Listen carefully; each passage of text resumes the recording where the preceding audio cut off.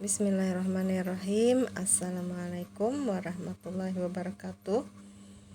Hari ini hari Selasa tanggal 27 Juli 2021. Kita lanjutkan lagi pelajaran tematik tema 1 dan hari ini sudah memasuki subtema 3. Tema 1 indahnya kebersamaan, subtema 3 bersyukur atas keberagaman. Silahkan anak-anak ibu buka buku paket Bu pena 4A-nya di halaman 51 dan seterusnya. Seperti biasa, sebelum kita memulai pembelajaran, mari bersama-sama kita membacakan doa sebelum belajar. A'udzubillahi minasyaitonirrajim. Bismillahirrahmanirrahim. Rabbi zidni ilma warzuqni fahma. Walhamdulillahi rabbil alamin.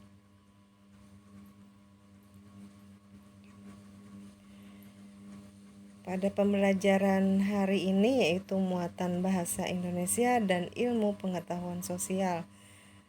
Nah, pelajaran pertama adalah muatan bahasa Indonesia, kadanya 3.2 dan 4.2 dengan materinya gagasan pokok dan gagasan pendukung dalam teks lisan bagian 1.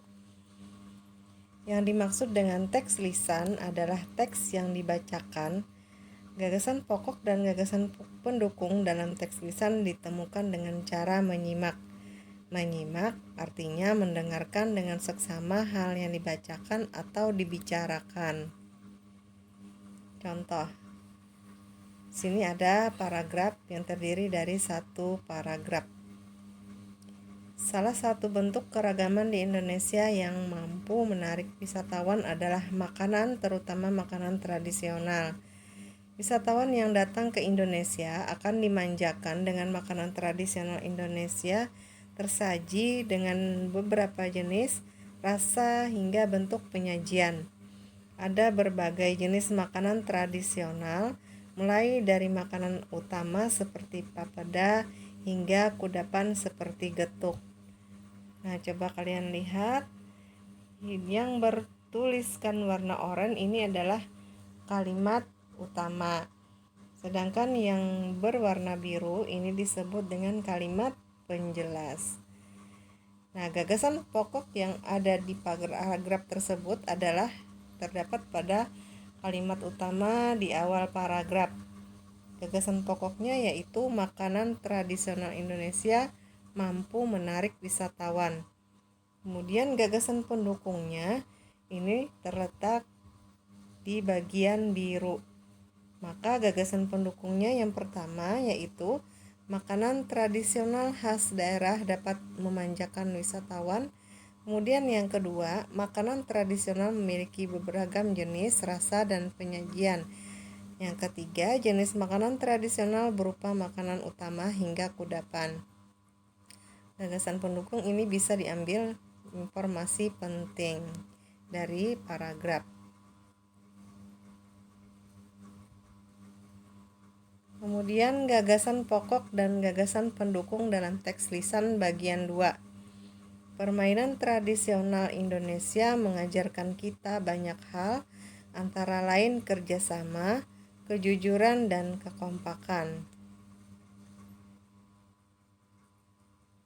Gagasan pokok dan gagasan pendukung dalam teks lisan bagian 3. Identifikasi gagasan pokok dan gagasan pendukung dalam teks yang dibacakan. Gagasan pokok dan gagasan pendukung yang sudah teridentifikasi akan mempermudah dalam membuat ringkasan. Membuat ringkasan dari teks lisan. Yang dimaksud dengan ringkasan adalah penyajian singkat dari sebuah teks dengan tetap mempertahankan urutan isi teks. Ringkasan berisi uraian singkat tentang isi teks. Ringkasan ditulis berdasarkan peta pikiran yang berisi gagasan pokok dan gagasan pendukung. Belajar memahami perbedaan melalui teks.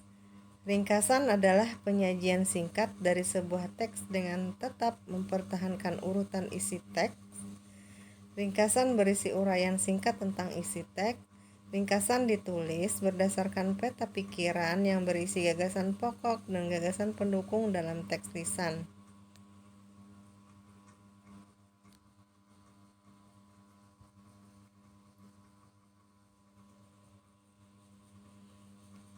Nah, tadi adalah pelajaran bahasa Indonesia. Kemudian kita lanjutkan dengan muatan IPS.